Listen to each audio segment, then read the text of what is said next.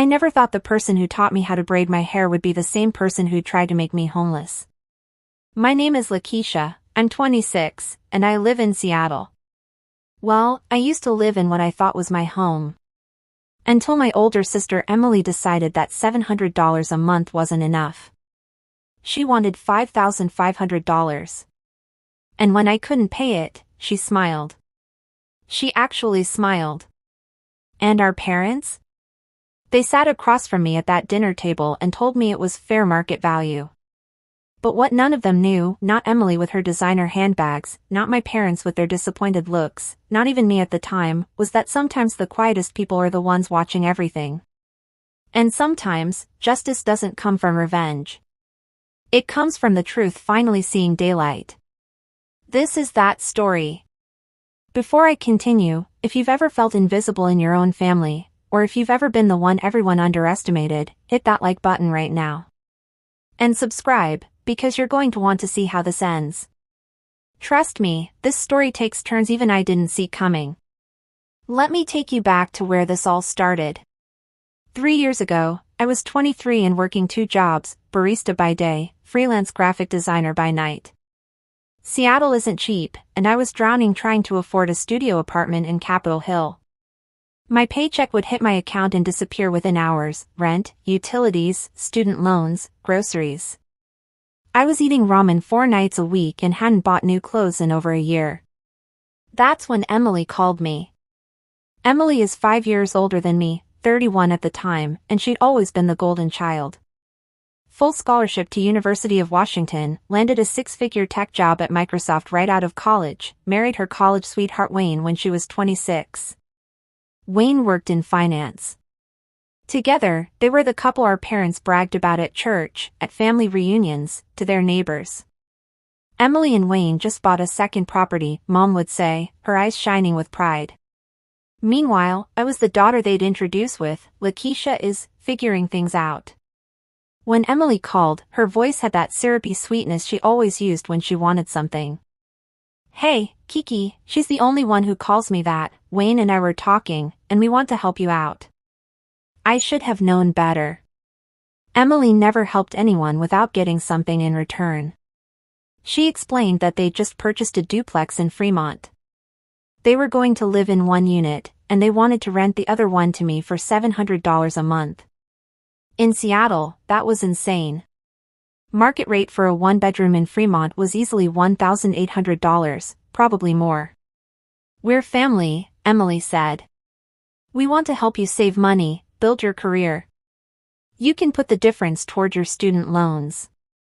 I cried on the phone. Actual tears. For the first time in years, I felt like someone in my family saw me struggling and cared. I moved in 2 weeks later. The first 2 years in that apartment were the best years of my life.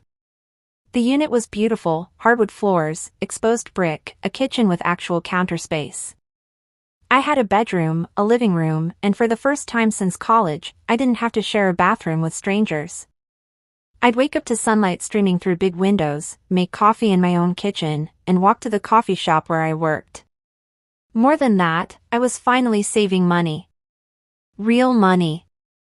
With my rent so low, I could pay extra on my student loans. I built up an emergency fund, $5,000, then $8,000, then $12,000. I upgraded my graphic design equipment. I took online courses. My freelance business started growing. I was getting clients, building a portfolio, dreaming of going full-time. Emily and Wayne lived right next door, and at first, it was nice. Emily would knock on my door on Sunday mornings with pastries from the bakery down the street. We'd have coffee together, talk about our weeks. Wayne would help me fix things when they broke, a leaky faucet, a stuck window. They felt like the family I'd always wanted. Our parents loved it too. See how Emily takes care of her baby sister? Dad would say at family dinners. That's what family does. I should have paid attention to how Emily smiled when he said that. Like she was collecting gold stars. But I was happy. For 2 whole years, I was genuinely, completely happy. And then Emily got pregnant. Emily announced her pregnancy at Thanksgiving dinner during my second year in the apartment. Everyone exploded with joy. Mom cried, Dad hugged Wayne so hard I thought he'd crack a rib. Our aunt started planning baby showers before dessert was even served. I was happy for her. I really was. I hugged her, told her she'd be an amazing mom, offered to help however I could. But something changed that night. Something subtle. The way Emily looked at me across the table, there was this calculation in her eyes I'd never seen before. Like she was doing math in her head, and I was one of the numbers. A month later, she knocked on my door on a Tuesday evening. She wasn't smiling. Wayne stood behind her, looking uncomfortable. Can we talk? Emily asked. We sat in my living room, the living room I'd decorated with art from local artists, where I'd built my life for 2 years. Emily didn't waste time. Wayne and I have been discussing our finances, she said, her hands resting on her barely showing belly. With the baby coming, we need to make some changes. This duplex is an asset, and we've been undervaluing it. My stomach dropped. We've decided to raise your rent to market rate, she continued. We had the unit appraised. Fair market value is $5,500 a month.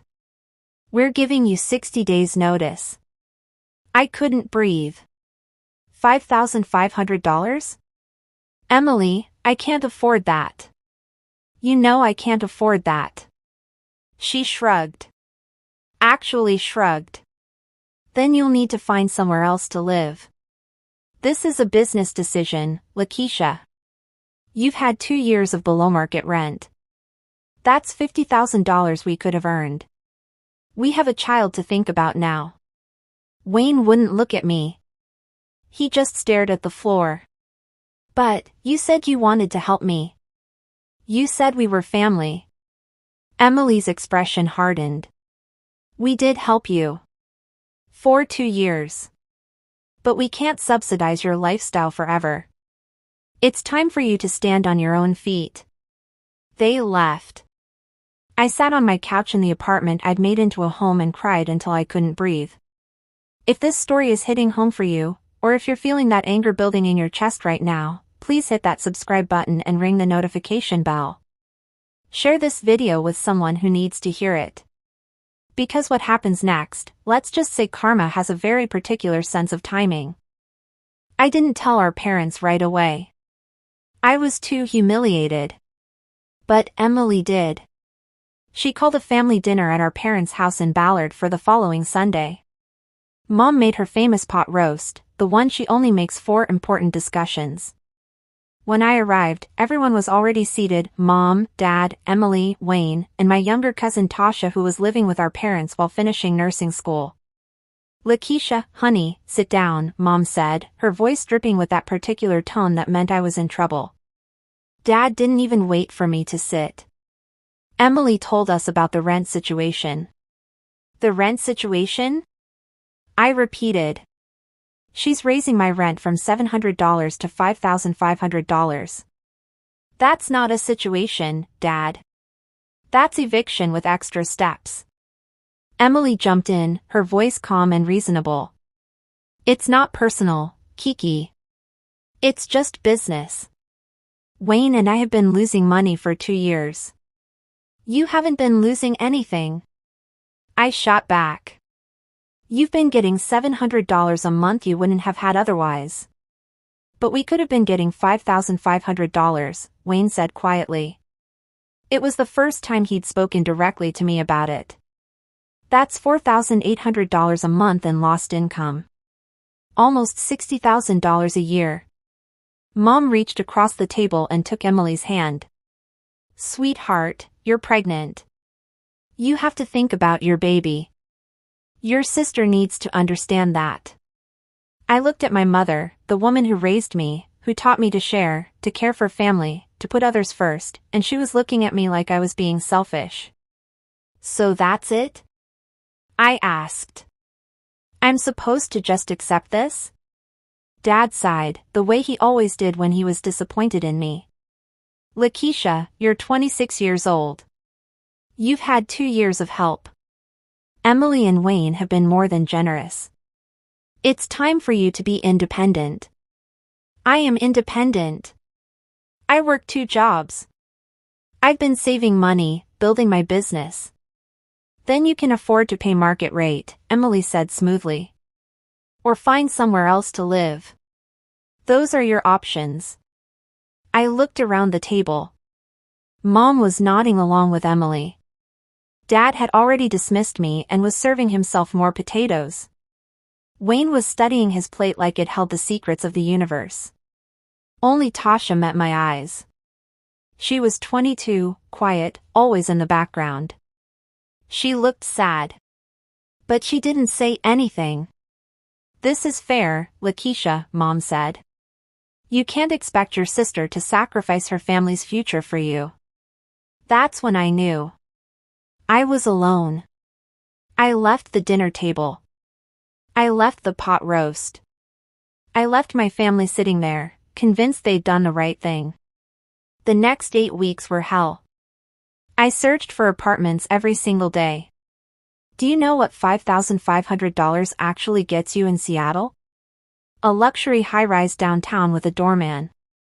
A 3-bedroom house in the suburbs. Emily wasn't charging market rate, she was charging premium rate, and she knew it. What I could actually afford, around $1,500 a month, got me basement studios in sketchy neighborhoods, 45-minute commutes from work, buildings with black mold and landlords who didn't answer maintenance requests. I viewed 23 apartments. 23. Some were barely 300 square feet. One had a shower in the kitchen. Another had windows that faced directly into a brick wall, turning the whole place into a cave. My savings account, the one I'd built so carefully over 2 years, started draining. Application fees, $50 each. One apartment required first month, last month, and 2 months security deposit just to apply. I spent over $1,000 just trying to find a place to live. My freelance work suffered. I was too stressed to be creative. I'd sit at my computer, staring at design projects, and all I could think about was the eviction notice taped to my fridge. I missed deadlines. Lost clients. My income dropped. Emily would see me in the driveway sometimes, coming home late from apartment viewings. She'd wave, her hand resting on her growing belly, smile that sweet smile, and ask, "Any luck yet, Kiki?" I stopped waving back. Meanwhile, she and Wayne started renovations on their side of the duplex. They were building a nursery. I could hear them through the wall, drills, hammering, Wayne cursing when he hit his thumb. They were painting it yellow, Emily told me once. Gender neutral, she said. Until we know. They were building a future. I was losing mine. With 2 weeks left on my notice, I still hadn't found anything. I was starting to panic. Real, chest-tightening, can't-sleep panic.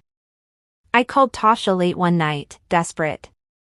"Can I stay with you and Aunt Pearson and Uncle Miller for a bit? Just until I find something?" There was a long pause. "Lakeisha, I don't think that's a good idea. Your mom already talked to Aunt Pearson. She thinks you need to handle this yourself." They'd closed ranks. My entire family had chosen Emily's side, and I was out in the cold. I was working at the coffee shop 3 days before my move-out date, running on 4 hours of sleep and cold brew, when an older black man came in. He was maybe 60, well dressed in a way that suggested money but not flashiness. He ordered a black coffee and a scone. "Rough day?" he asked when I handed him his change. I must have looked like hell. "Rough month, actually. Rough year." He smiled kindly. "I'm Walter Whitmore. I own Whitmore Properties. And you look like someone who needs a break." I almost cried right there in front of the espresso machine. Walter had a 1-bedroom apartment in Greenwood, $1 for $100 a month, available immediately. It was small but clean, with a landlord who actually cared about his tenants. He said something in my face reminded him of his daughter. "Sometimes the universe sends you what you need when you need it most," he said. I signed the lease that night. I moved out on a Saturday in February. Seattle rain, cold and relentless. I'd hired the cheapest movers I could find, 2 guys with a truck, $300 for 3 hours. I'd sold half my furniture to afford it. Emily and Wayne were in their front yard when the truck arrived. Emily was 5 months pregnant now, visibly showing. She was planting flowers in a garden bed. Tulips, I think. Preparing for spring. She watched me load boxes into the truck. Watched the movers carry my couch, my bed frame, the kitchen table I'd bought at an estate sale and refinished myself. She didn't offer to help.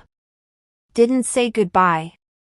Just before I got in my car to follow the truck to Greenwood, she called out, "Good luck, Kiki. I hope you've learned something from this." The Greenwood apartment was fine. That's the best word for it, fine.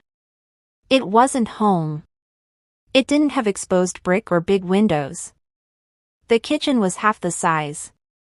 I could hear my neighbors through the walls, a couple who fought every Thursday like clockwork, a guy upstairs who played bass at midnight. But it was mine. And Walter Whitmore was a good landlord. When the heat broke in March, he had someone there within 2 hours. When I mentioned the upstairs neighbor, he talked to him, and the bass playing stopped. I threw myself into work. I had to rebuild my freelance business from scratch. I worked 70-hour weeks, barista shifts during the day, design work until 2 a.m. I lived on coffee and spite. I didn't talk to my family. They didn't call. Well, that's not entirely true. Mom called once in April, right after Emily gave birth to a baby girl named Dante. "Your niece is beautiful," Mom said. "Emily would love for you to meet her." "I'm busy," I said, and hung up. I was invited to the baby shower, the hospital visit, the baptism. I declined everything. Sent a gift card, $25 to Target, and nothing else. Emily sent me a thank you text, "Thanks for the gift. Hope you're doing well in your new place." I blocked her number. 6 months after I moved out, I got a call from an unknown number. I almost didn't answer. But something made me pick up. "Lakeisha? It's Tasha. My cousin. The one who'd watched everything happen and said nothing." "What do you want?" I asked. "I need to talk to you. In person. Can we meet?" I almost said no. But there was something in her voice, urgency, maybe fear, that made me agree. We met at a diner in Fremont, ironically close to my old apartment. Tasha looked different. Thinner. Tired. She ordered coffee and didn't touch it.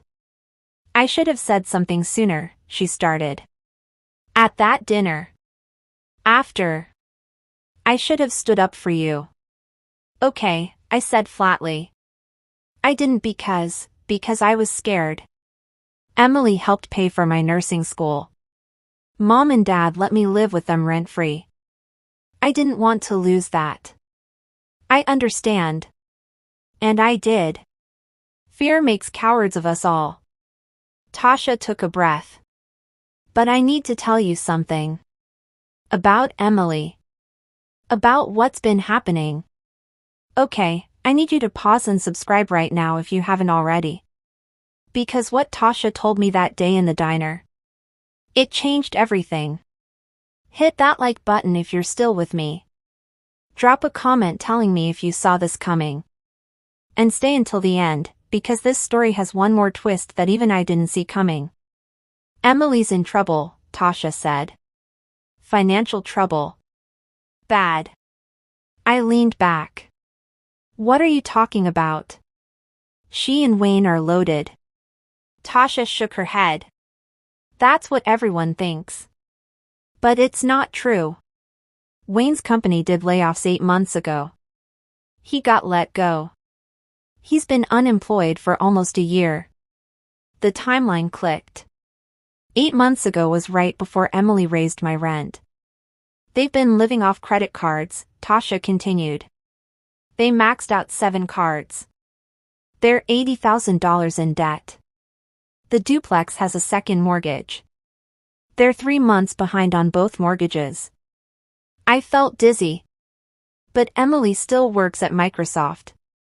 She took maternity leave and they won't let her come back full-time. Something about her position being eliminated during restructuring. She's fighting it, but... Lakeisha, they're broke. They raised your rent because they were desperate. Why are you telling me this? Tasha pulled out her phone and showed me screenshots. Bank statements. Credit card bills. Mortgage documents. She'd taken pictures of paperwork she'd seen at our parents' house. Because Emily asked our parents for money. $60,000. And they gave it to her. They took out a loan against their house. My parents. The ones who told me I needed to be independent. The ones who said Emily was being fair.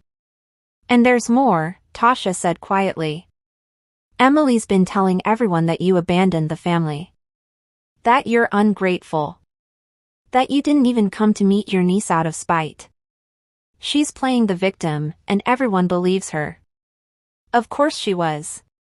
Why are you telling me this now? I asked. Because I heard them talking last night. Emily and Wayne are going to declare bankruptcy. They're going to lose the duplex. And Emily told Mom that it's your fault, that if you just paid the $5,500, they would have been fine. I laughed. Actually laughed. The audacity was almost impressive. And Mom believes her? I asked. Tasha nodded miserably. Everyone does. I tried to say something, but Dad shut me down. He said I didn't understand adult finances. We sat in silence for a long moment. What do you want me to do with this information? I finally asked. I don't know, Tasha admitted. But I thought you deserved to know the truth. And I thought maybe you could talk to them. Maybe fix things before it all falls apart. I looked at my cousin, 22 years old, trying to hold a family together that didn't deserve her loyalty. Tasha, I said gently. It's already fallen apart. It fell apart the moment they chose Emily over fairness. I'm not fixing anything. But thank you for telling me. I didn't do anything with Tasha's information. Not at first. I went back to my Greenwood apartment, to my 70-hour work weeks, to my life that didn't include my family.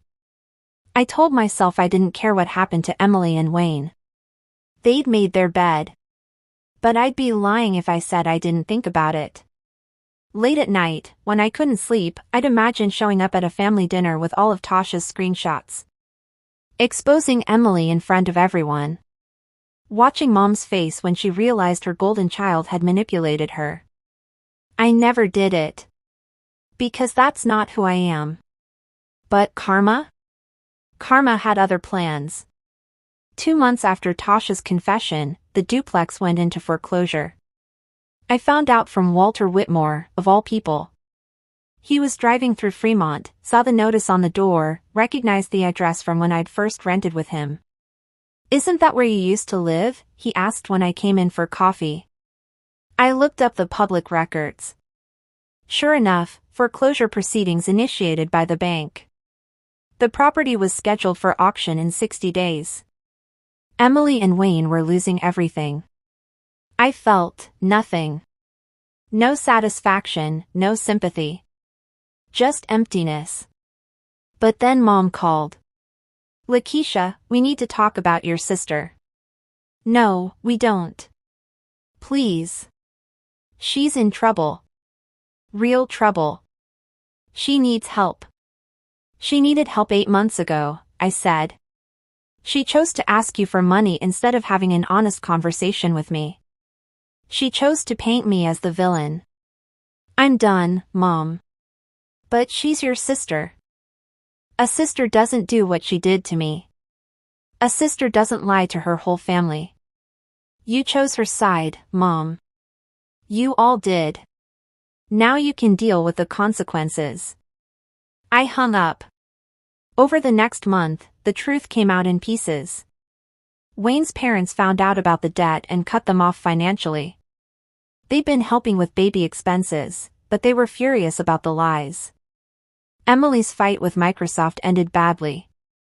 They offered her a severance package, 3 months' salary to go away quietly. She took it. The bankruptcy filing became public record. People from church, from their social circle, started asking questions. The perfect couple wasn't so perfect anymore. And my parents? They were stuck with a $60,000 loan against their house that Emily and Wayne couldn't pay back. Dad called me in October. "Your mother and I might need to sell the house," he said. No preamble. No apology. "That's unfortunate," I said. "Unfortunate? Lakeisha, we could lose our home. We need help. You gave Emily $60,000. You took out a loan you couldn't afford to help her because you believed her lies about me. I don't know what you expect me to do about that. We're your parents. You stopped being my parents when you told me it was fair for Emily to evict me," I said. "You made your choice. I'm making mine." He didn't call again. 3 weeks before Christmas, someone knocked on my apartment door at 9 p.m. I looked through the peephole. Emily. She looked terrible. Her hair was unwashed, pulled back in a messy ponytail. No makeup. Yoga pants and an old sweatshirt. Nothing like the polished woman who'd planted tulips while I moved out. I almost didn't open the door. But curiosity won. "What do you want?" I asked, keeping the chain lock on. "Can I come in? Please?" "No." She flinched. "Kiki, I need to talk to you. It's Lakeisha. And we don't have anything to talk about." "I'm sorry." Her voice cracked. "I'm so sorry. I was desperate and scared and I made horrible choices and I'm sorry." I waited. "Wayne and I are separating," she continued. "He moved to Portland to stay with his brother. He took Dante. I'm living in Mom and Dad's basement. I lost everything. My job, my house, my marriage, my child." "Okay," I said. "I know I don't deserve your forgiveness. I know that. But I needed you to know that I was wrong. About everything. You were right to walk away."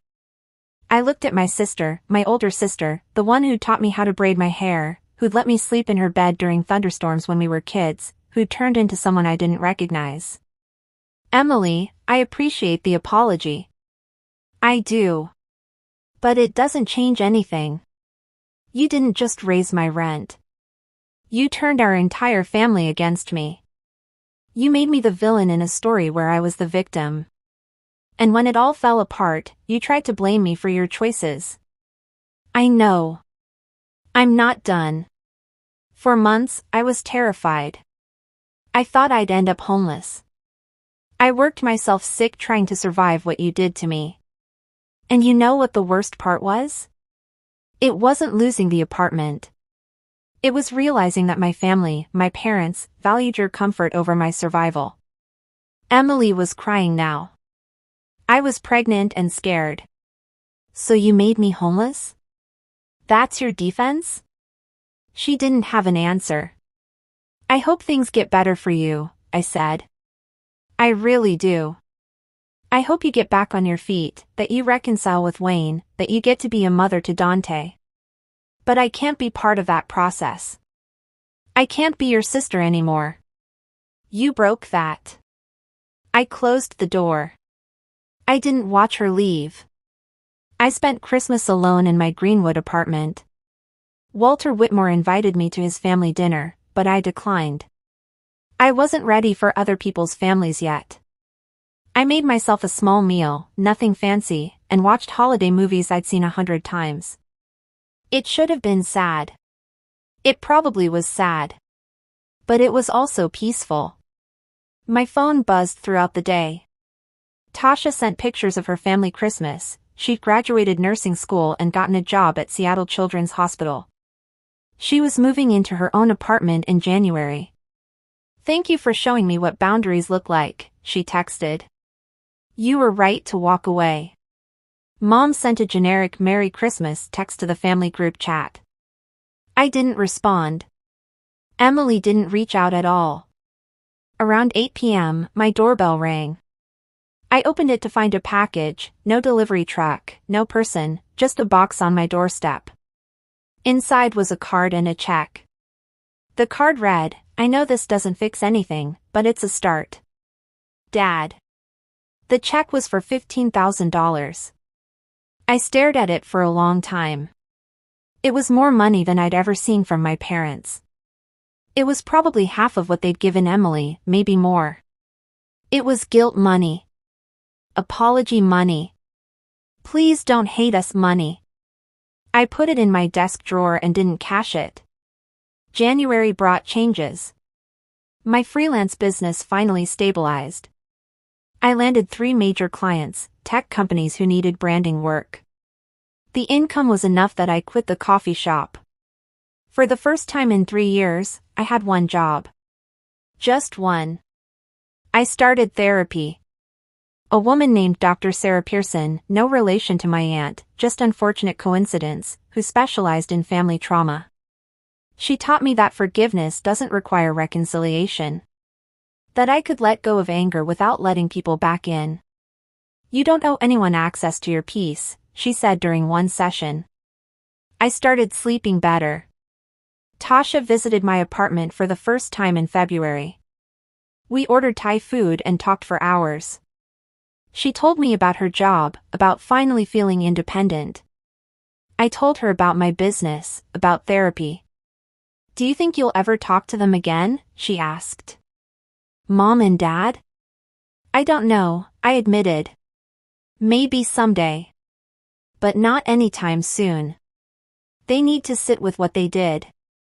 They need to understand that actions have consequences."